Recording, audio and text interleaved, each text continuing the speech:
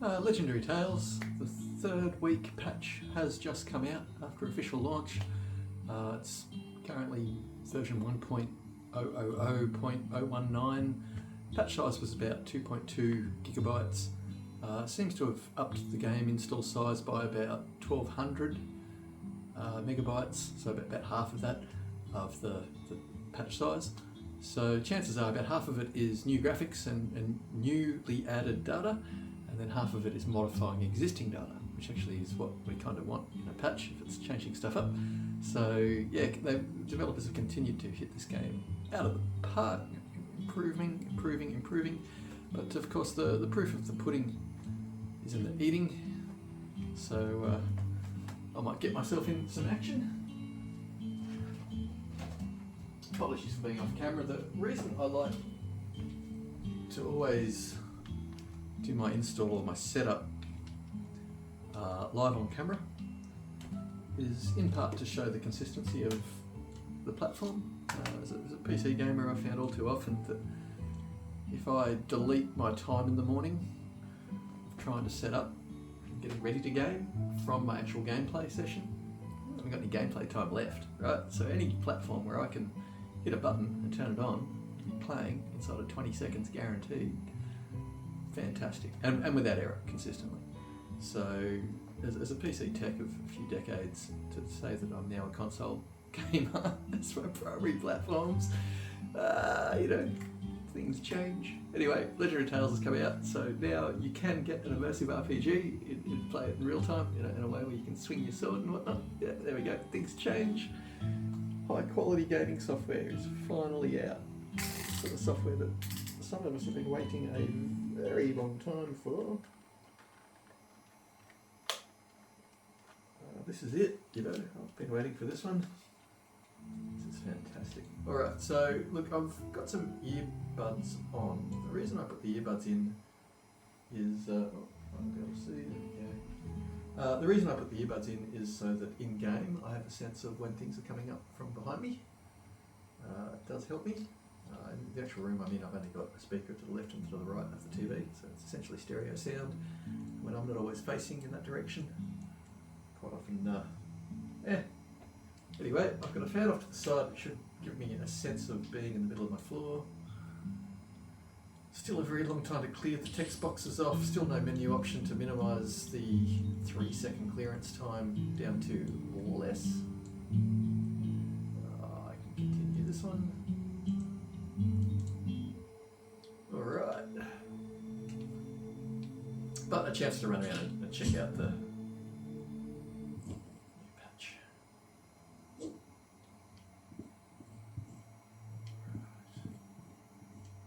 Now that was interesting.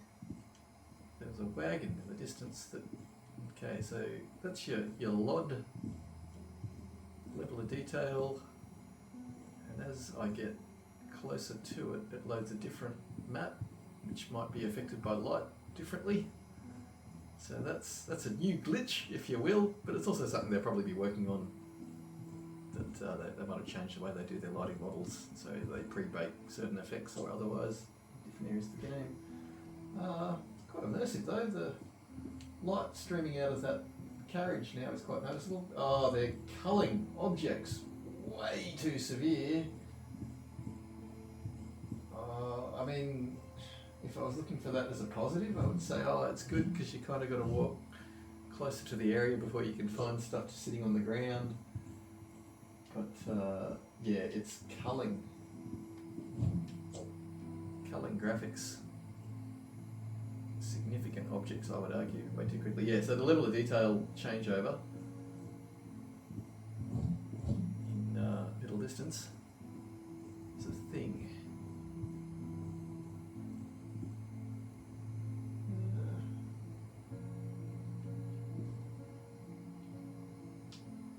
I nearly lost my goat herding fence there. Not that goats would have a hard time with the mountain side. Alright. Okay, so the foveated rendering is pretty good. If I'm not looking directly at it, I've got quite a lot of aliasing down the side of the blade. If I do look directly at it, it gets crystal very, very sharp.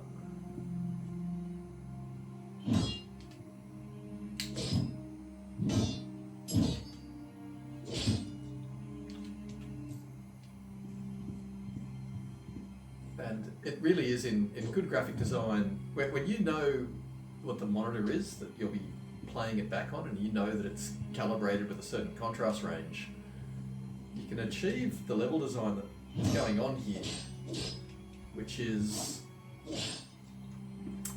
the contrast is so high, the colour of the skeletons isn't dissimilar, arguably, to the rocks behind it. So they've built a level where skeletons kind of just pop out of the shadows. Like to the left of the torch I have there, which my sword is now pointing at, is a cliff face. Now on my screen it's very easy to see there's 3 skeletons in front of that cliff face, but I see them more because of their movement.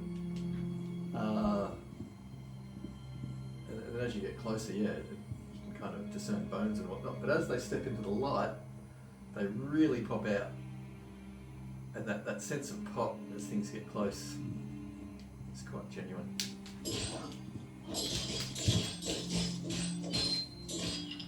Okay, well, that was my first Three Stooges moment, where I kind of Larry Kelly mode my way through that. Anyway, kind of just want to start tossing my sword at people.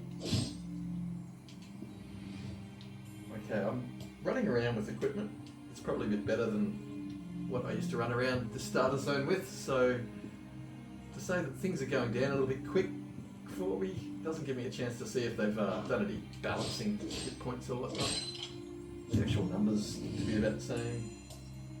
But yeah, as I say, the weapons I'm using just hurt so much that a lot of these multi-hit critters have become two and done, one and done arguably, but yeah, they don't take much of a hit.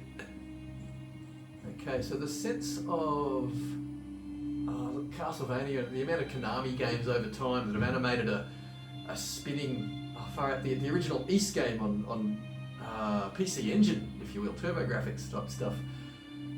The animation team would do these parallax layers, or these multiple layers of basic animation to simulate clouds in skies and whatnot. But to see it with high detail transparency at a very fine transparent mist is just incredible. And these are the sorts of tricks that if you're using your hardware tricks well, you're not burning your computer out trying to render basic stuff. A classic example in a Nintendo 3DS, I think it had 8 texture effects you could apply. It was basically cost free in implementing. And a few early titles learnt that if you use one of the grey texture as a mist effect for your skies and whatnot, you're using your hardware for hardware effects that were very cheap to use. But some of these cheap to use hardware effects, when you're playing in 4K HDR type level of graphics, software that's realising it in 3D, it's just so good. You just kind of want to look at the sky. Now, it'd be nice if there was a little bit of rolling around the edges, maybe.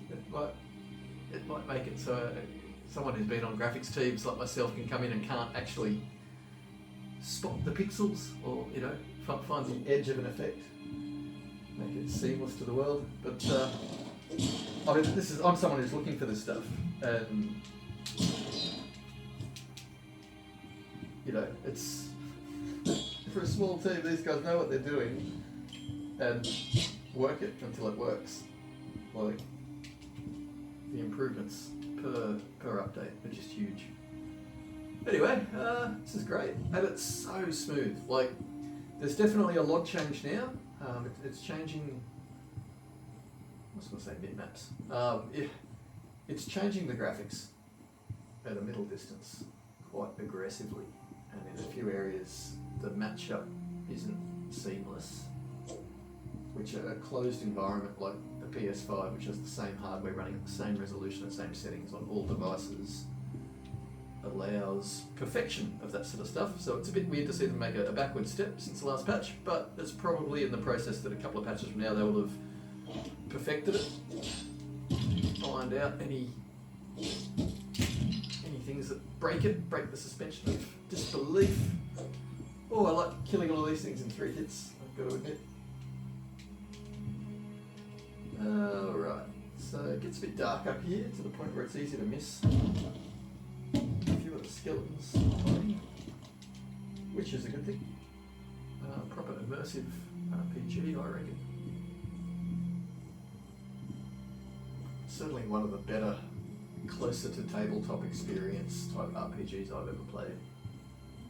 Which Baldur's Gate was arguably the games by Larian with their, ability to put a grease spell down on the ground and then put it on fire, that type of stuff. Things that you could have a live human being as a game master figure out your likeliness of pulling something off or giving you legitimate reasons for why you can or cannot do something.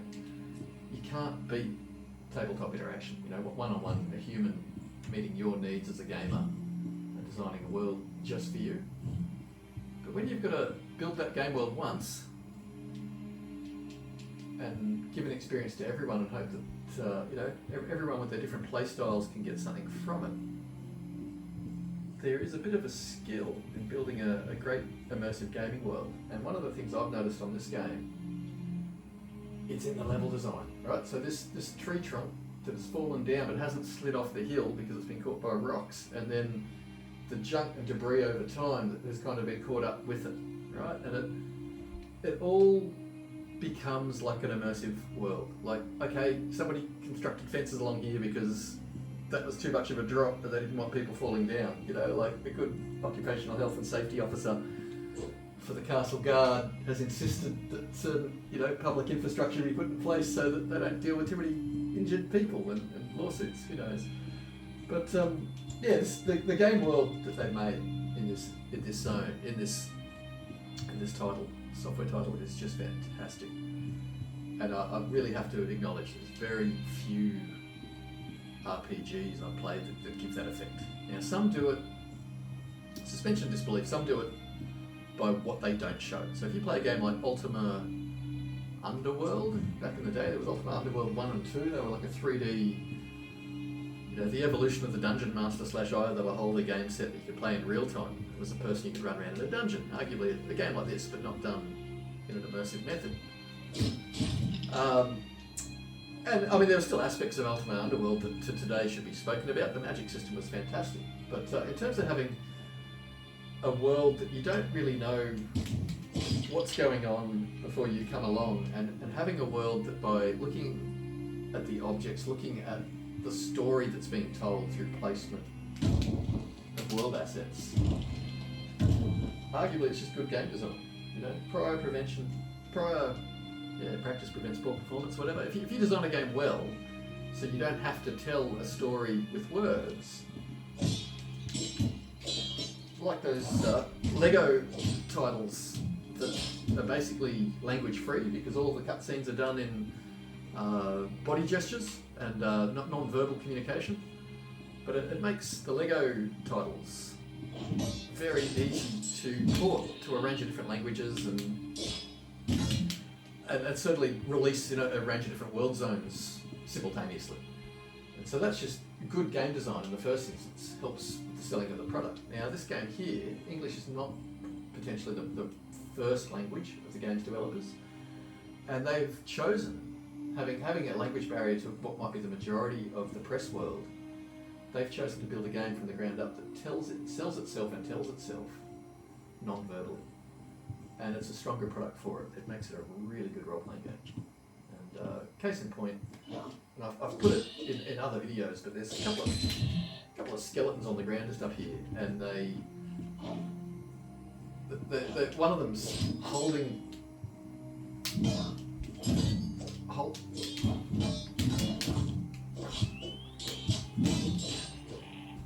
So my apologies. Combat's good enough that it's engaging. So if we run down this way, there'll be a couple of skeletons on the ground and they're hugging each other. It's obvious that one has passed and the other, like a loyal dog, has, slept at the base of his master's bed.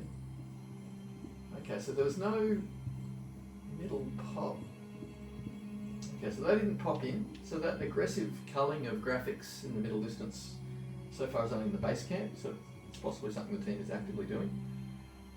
But here we go, we've got two skeletons kind of cuddling. And that's just, placement of in-game assets.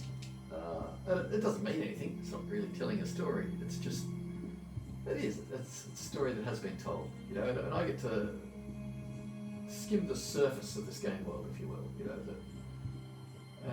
but it's got depth. You know, you scratch the surface and it seems to be deeper than it really is, and it's quite the opposite, for example, of many Bethesda RPGs, that they simulate that there's something deeper going on, but if you scratch the veneer, it's very, very shallow, you know, and it makes you think you've got this better, more immersive sense of world going on that actually cares about your engagement in it, and it doesn't, you know, like, it's really, you know, it's so easy to test that and see that. Whereas a game that doesn't claim anything over the top, yet delivers it, these guys under-promise and over-deliver. The combat system is just fantastic. And you must remember, I'm playing it before New Game Plus mode, where the enemies are only using, like, essentially right-handed weapon swings and whatnot. Oh, okay, I think I'm full. Okay. Yeah, so once you've completed the game once through, you can, the enemies will run at you and they'll swing left and right-handed. They'll be a bit quicker. But by that point, you know, you've almost learnt a particular repetition for taking down certain enemy types, and then to have them mix up the directions their attacks are coming at you from and the pace of it means that there's legs, you know. So if you're fortunate enough to get through the game in the first instance, there's potential replayability.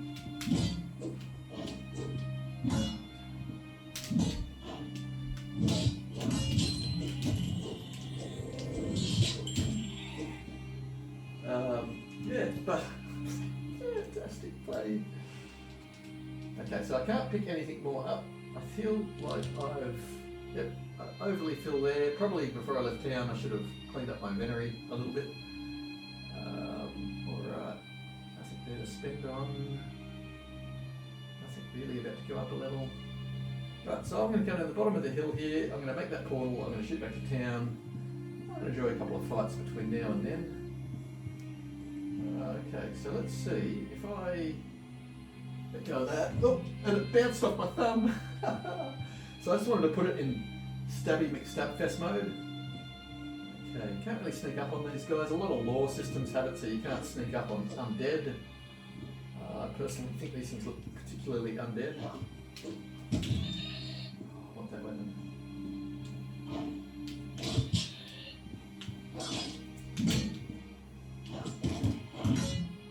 Okay, so I've got about 3/5 of my health bar. So I'm doing alright. I should be able to do these 3 fights around the portal. And make the portal.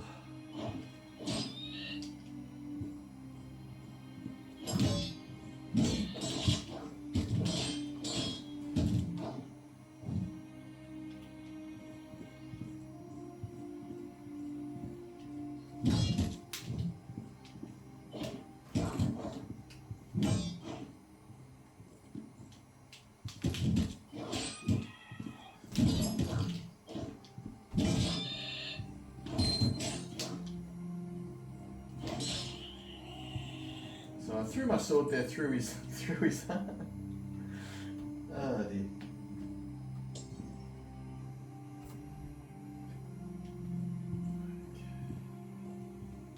So that's my portal, but just so when I portal back, the area is clear of threat.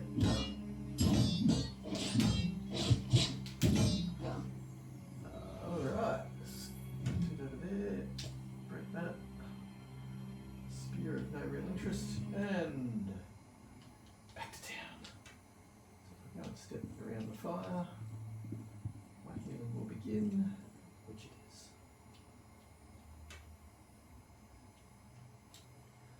Alright. Look, I'm seeing differences with this version of the game, that there is no doubt. They've certainly changed it. Would I say anything is specifically improved? Yeah, maybe. I have a few things slipped back just a little bit from where they technically were, depending on how you're looking at it. If you're seeing the newer higher res graphics that are coming in with the new waves of software, as an improvement and one that's worth having, then we're excited for it. Right? And so I'd say it's a pretty good patch. Actually, just before I do, I better quickly save it.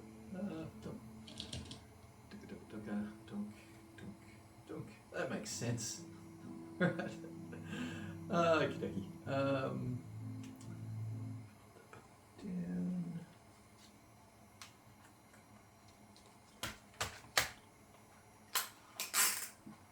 Oh, apologies for the long exit here at the end. I should just be like, and that's today's gaming session done, and click done.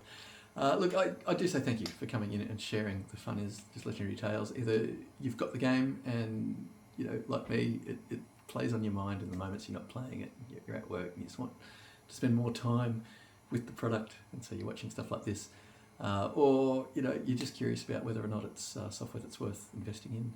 I would say it's worth investing in. I say support developers that build the software to a quality level that we believe in, and stick to a vision, and really make use of the platform and develop a game style or a type that's interesting to us, and not done by everybody. You know, it's not done ad nauseum. So look, if this is something you've been looking forward to, I'd say it's a bit of a must-buy. It really is a little bit... it really is quite revolutionary when we look at all the things that they've packaged in one piece of software. It's probably on a lot of people's short lists of, I was looking for something that would do that, and that. This one piece of software is all of those things combined, you know. And for me, that's certainly it. You know, it's my melee brawler if I want to be able to swing my arms wildly. But if I just want that slow, immersive world to just crawl around in, you know, I've got that in both offline and online play modes. So, you know, does software like this have the ability to reward the user over and over again for the investment in the first place? Yes, they do. Therefore, they're more valuable than other software that might only have 7 to 15 hours of total entertainment time in it. Anyway, I think it's great value for money. I think it's one of the best software titles I've purchased. I think in terms of value for money, it's one of the better software titles I've ever purchased. So, you know, I'm not on the fence. I'm very much in the camp of this software is worth buying. Probably wouldn't make these videos if I didn't feel that way. I'm certainly pro people, you know, pro individuals, and never pro large corporations. And I just feel that Urbanwolf Software are a small team of developers that are really giving their all, and they're not just going for the big dollars and selling to the mass market and taking away aspects of the game to sell it on lowest common denominator hardware that might have 10 times, 20 times more install base. They will make more money doing that. Instead, they've built a software that is niche. It does require the better quality hardware to run it, but therefore it's a game world that's totally unique and quite different versus all the other ones that might look like this game in a still screenshot. If you compare the box shots, you might go, oh look, that one's got a skeleton in it, and that looks like it's an open valley area, and you know, they look kind of similar. It's like, yeah, but like this one really feels like a proper open world that is actually designed to run on hardware that's quite capable, and it's just the fluidity and the ease, the enjoyment and the engagement you find in it because it's so high quality and so well polished. Anyway, enough ranting and raving from me. Back to it. You be well. Great day.